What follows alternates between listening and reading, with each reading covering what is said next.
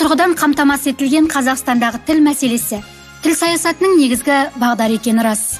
Осы заңның басты ерекшелігі ретінде оның әмбебаптық принциптері мен мазмұнын атауға болады.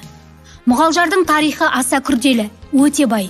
Мұғалжар ауданы Ақтөбе облысының оңтүстік шығысында 90 шақырым қашықтықта орналасқан.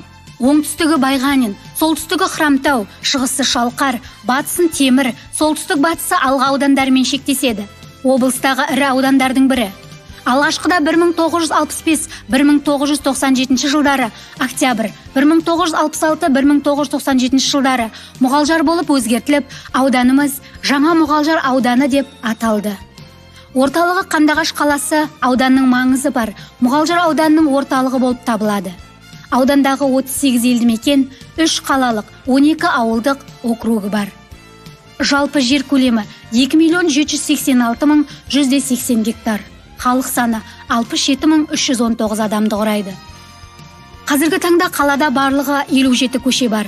Оның 5-еуі мөлтек ауданы, 12 тұйық көше және 40 қарапайым көше.